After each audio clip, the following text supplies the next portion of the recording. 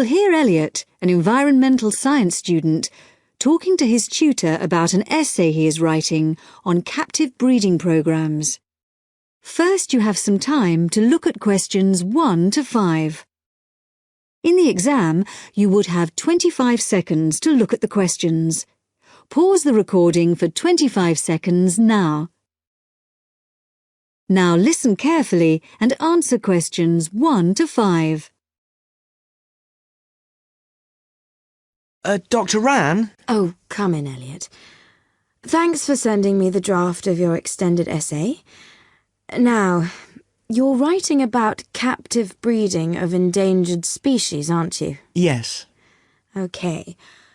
Well, this isn't a bad first draft, but there are some issues I think we need to discuss. Yes. I wasn't sure if I'd done enough research before I started writing. I'd say you've got plenty here. Too much in places. You've got this very long introduction on factors threatening the survival of species now and in the future, for instance. It's interesting, but it doesn't address the main issue of this essay. Oh, I thought I needed to give supporting evidence for my ideas. Yes, but only for key ideas. You can't cover everything. You've got to focus on the area you've chosen, which is the breeding of endangered species in captivity. Now, you have lots of relevant material about that, but I think you need to look at the planning of your central section again. At present, it's all rather a jumble. Oh, you mean I need to write it all out again? Well, it's just a matter of moving the things round a bit. Your introduction needs a rethink, as I said. Why don't you just begin by saying what captive breeding is? Give a definition. That's right. Then you should make it clear which are positive points and which are negative ones.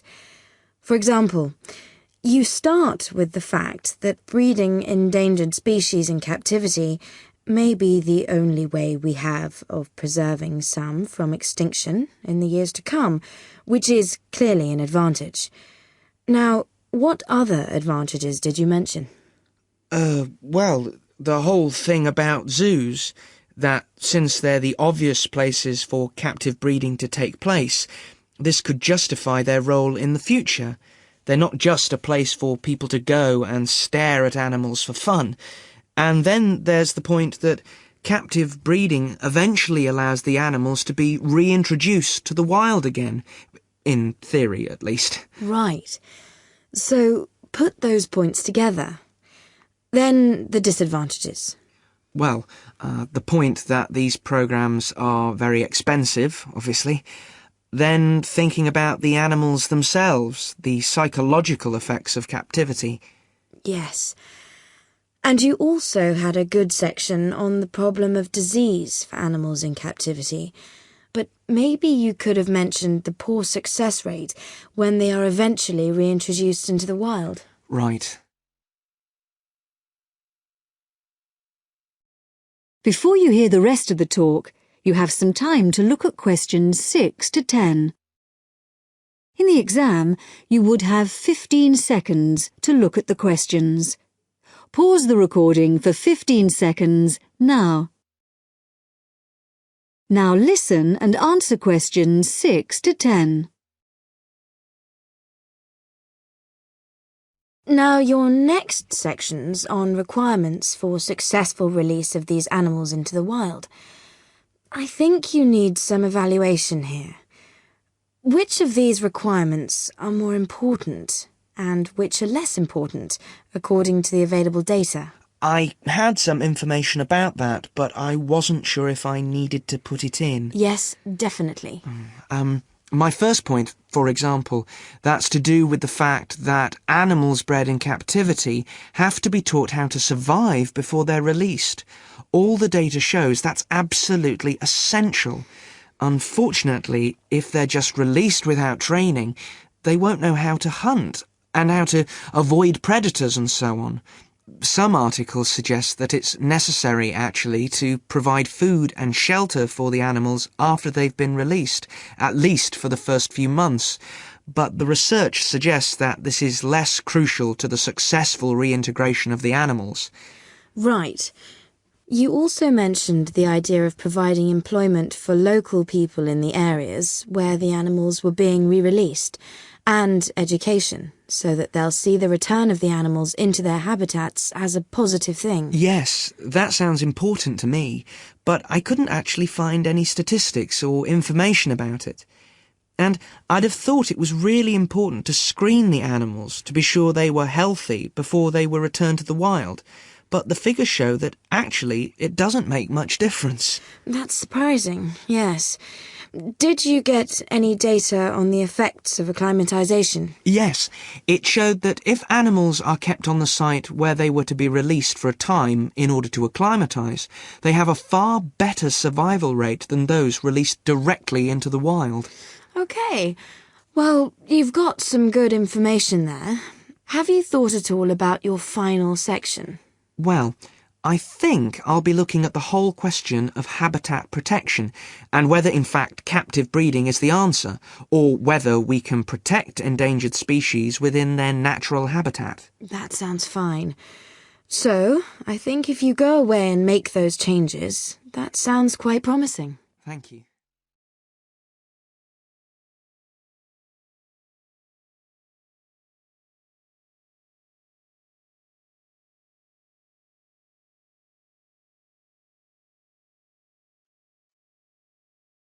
Now turn to Section 2. Section 2. You will hear an employee of the Sports Super Centre giving a guided tour of the facilities in the centre. First, you have some time to look at questions 11 to 17.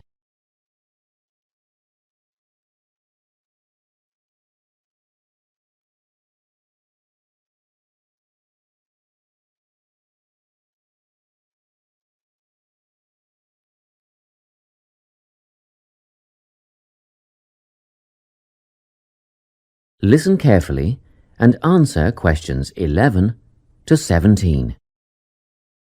It's so nice to see so many people here on our open day. I hope you'll be impressed by what you see and that you'll all decide to join up. We have tried to cover all aspects of sport and fitness here at the centre. Well, let's start, shall we? As we're standing here at reception looking down the long corridor, you'll notice the car park on your left, where most of you have parked, asks you to reverse into the parking spaces for safety reasons. Also, this morning, a couple of keen potential members rode their bikes right in through the door instead of leaving their bikes outside there on your right, where the secure bike stands are. You may be wondering why there are so many mothers arriving with little children. As we proceed, you'll see that this first room on your right is a creche, where you can leave your little ones for up to 2 hours and they'll be expertly supervised while you work out. After the creche, on the same side of the corridor, is the male locker room with showers, spa and sauna. Opposite that, on your left, there's a staircase leading to the mezzanine floor. You'll not only get a great view out over the playing fields, but you'll also find a coffee shop and snack bar selling a range of wholesome food and drinks, protein shakes, fruit smoothies, that kind of thing. We won't go up the stairs at this point. I'll give you some time later when you can explore at your leisure. Most of you in the group are women, so next let me point out the women's locker room, which has the same facilities as the men's, things like showers, spa and sauna. It's separated from the men's locker room by an office which the staff mainly use for administrative purposes. As we move on the same side of the corridor as the stairs, you'll see the entrance to the main hall, where they hold yoga classes, aerobics and so on. On the wall here, there is a timetable of all group classes and it is updated regularly. Now, opposite the hall is the gymnasium itself. Go ahead, have a look.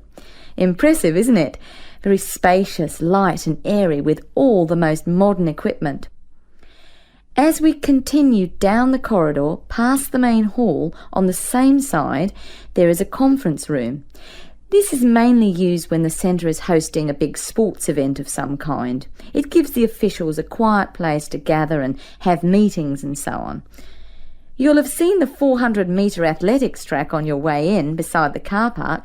We have some pretty big athletics conventions here. Well, after a strenuous workout, I bet there's nothing you'd like more than a swim in the aquatic complex.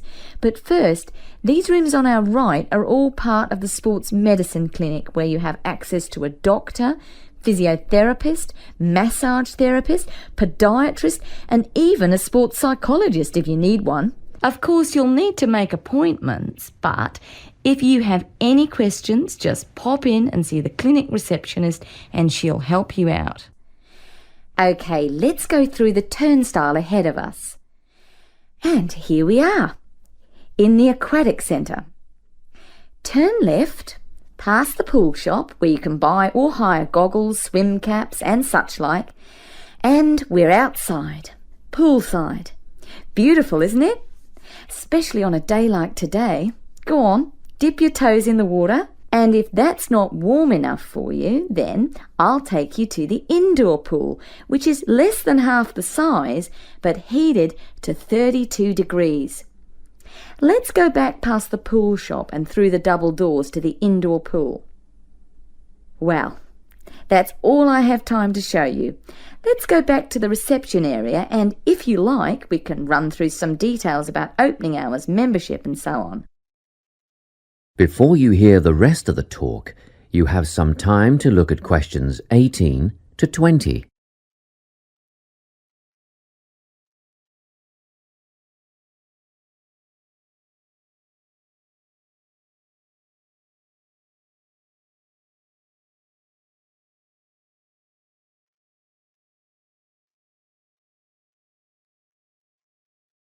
Now listen and answer questions 18 to 20.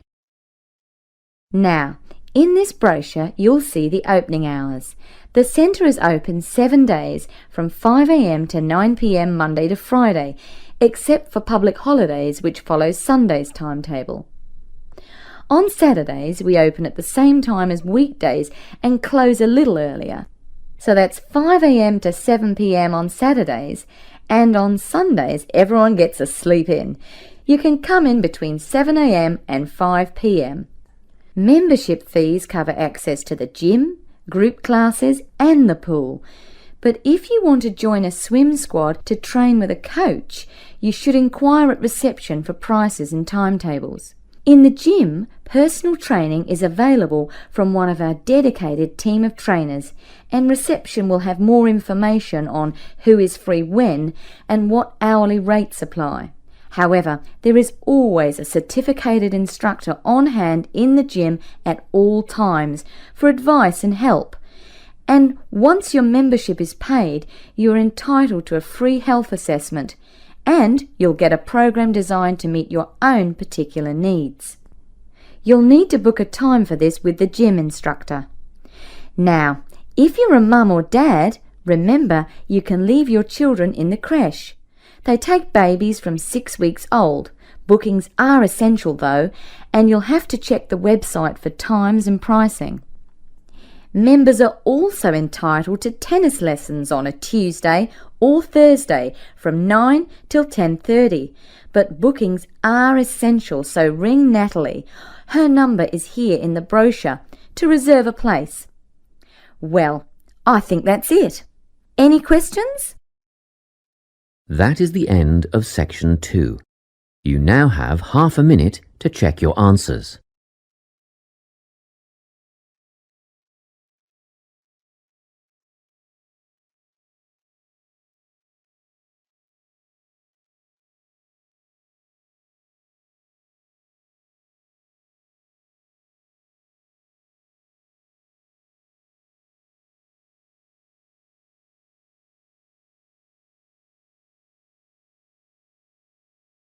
You will hear a conversation between two students who will discuss a project they're working on together. You have 30 seconds to look at questions 21 to 27.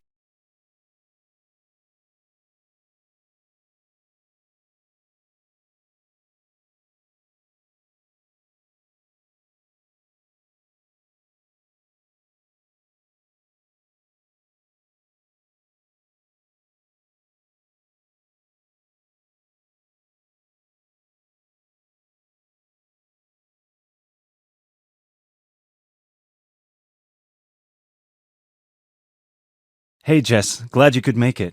We've got a lot to discuss. Hi, Matt. Yes, sorry I'm a bit late. I did bring all my notes with me. Yes, me too. Where shall we start? Well, I think it would be a good idea to clarify our objectives just one more time. Yes, good idea. Okay, here we are. We need to record, photograph, and identify the plant species in 10 1-square-meter plots. Does it say anything about where these plots should be and how they should be laid out? Ah, here it is. It says that all the plots need to be no more than 10 meters apart. And how do we choose them? Ah, this is the fun part. I remember this. Here we are.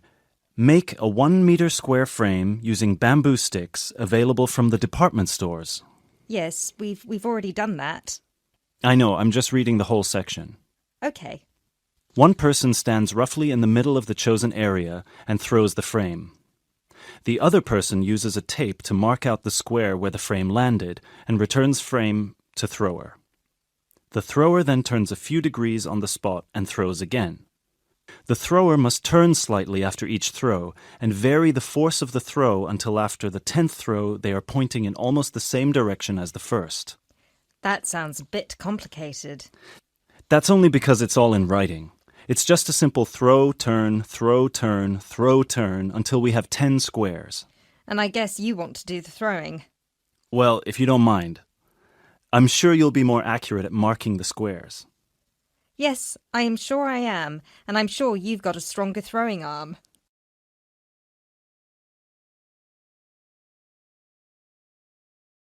You now have 30 seconds to look at questions 28 to 30.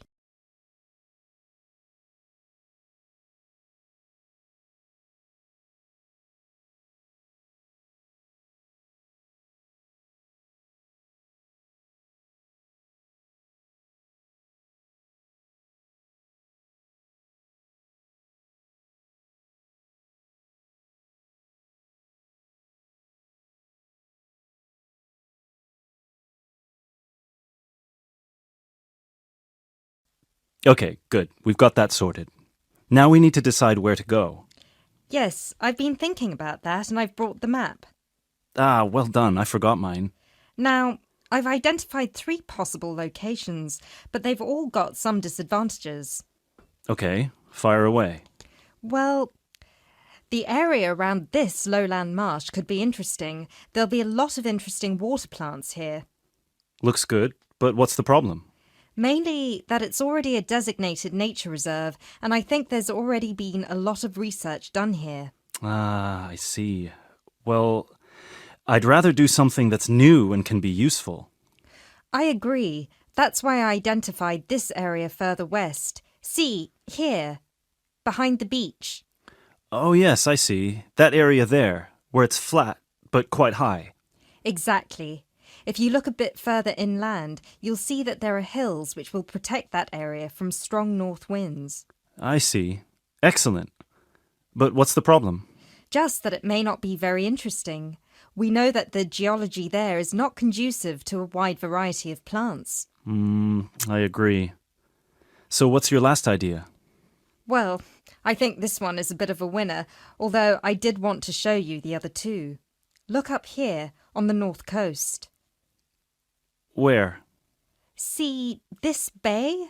Well, I know that there's been quite a lot of studies done here, but a bit further to the east, behind this headland. No one has ever looked at that. Well, I certainly couldn't see any studies. That is interesting. And the plant life could be a bit different because of the shelter from the wind the headland provides. Exactly. Brilliant, Jessica. That's a great idea. We'll go there. Thanks. Now all we have to decide is when is a good time. Well,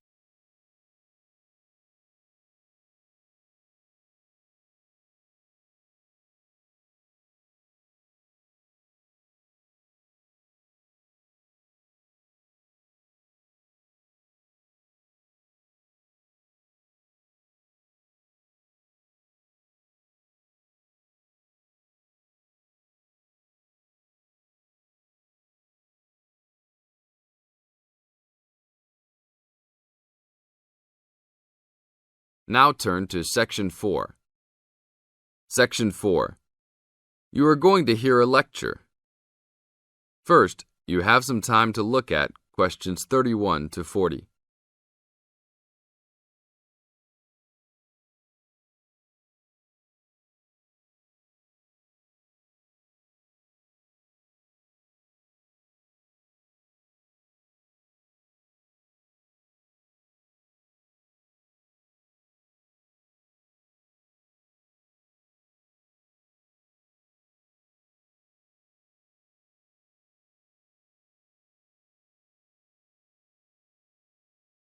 Now listen to the tape and answer questions 31 to 40.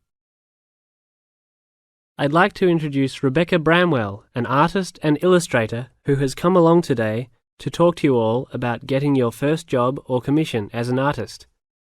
Over to you, Rebecca. Thank you for inviting me. I remember when I graduated back in 1983, I was very excited about getting my first commission. My degree was in fine art, and I'd worked long and hard to get it. I was an enthusiastic student and I never found it difficult to find the incentive to paint. I think as a student you're pushed along by fellow students and tutors and the driving force is there. However, when you leave college you find yourself saying things like, I'll have one more cup of coffee and then I'll sit down to work. I hate to admit it, but I say it myself. Suddenly, it isn't finding the inspiration or getting the right paper that's a problem. It's you. In my view, there are a number of reasons why this happens. It's a real challenge making a decent living as a new artist. You have to find a market for your work. Often you work freelance and need to take samples or portfolios of your work from place to place. These experiences are common to a lot of professional people.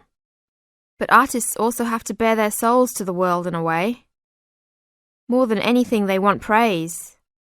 If people don't like what they create, then it can be a very emotional and upsetting experience hearing them say this. I began to realize that these problems were preventing me from having a career in art, and so I decided to experiment. I was a painter, but I started to dabble in illustration, drawing pictures for books, cards, and this offered me the opportunity to become more emotionally detached from my work. I was no longer producing images from the heart, but developing images for a specified subject, taking a more practical approach. I began to develop a collection of my illustrations which I put into a portfolio and started to carry around with me to show prospective clients and employers. But it was still tricky because publishers, for example, want to know that your drawings will reproduce well in a book. But without having had any work published, it's hard to prove this. Having a wonderful portfolio or collection of original artwork is, of course, a first step. But what most potential clients would like to see is printed artwork, and without this evidence, they tend to hold back still when it comes to offering a contract. Well, I overcame this problem in two ways, and I suppose this is my advice to you on preparing your portfolio of your best work. The first way was by submitting my work for a competition. The one I chose was for a horoscope design and was sponsored by a top women's magazine. There are a few of these competitions each year, and they offer new illustrators an opportunity to showcase their work. The other approach I took was to design and print some mock-up pages of a book. In other words, I placed some of my illustrations next to some text in order to demonstrate how my work would look when it was printed. Perhaps I was lucky in that I had taken a degree that provided me with all-round creative skills, so that I could vary my style and wasn't limited to a certain technique. I think that is important. The art world and many other creative fields do try to pigeonhole people into snug boxes with an accompanying label. I think you should try to resist this if you feel it happening to you. If you don't, you'll find it difficult to have new work accepted if you try to develop your style at a later stage in your career. Nevertheless, when you start out, and particularly when you're going for an interview, it's important not to confuse people by having a lot of different examples in your portfolio. One remedy for this is to separate your work into distinct categories. In my case, I did this by dividing my design-inspired illustrations from my paintings. It is then easier to analyse the market suited to each portfolio, such as magazines, book jackets, CD covers, etc. Working under two names is also useful, as it clarifies the different approaches and offers a distinction between them. I think it's been hard for artists to be recognised in anything other than the pigeonholes that they have been placed in. Luckily, these barriers are slowly being demolished. This is the end of Section 4. You now have 30 seconds to check your answers.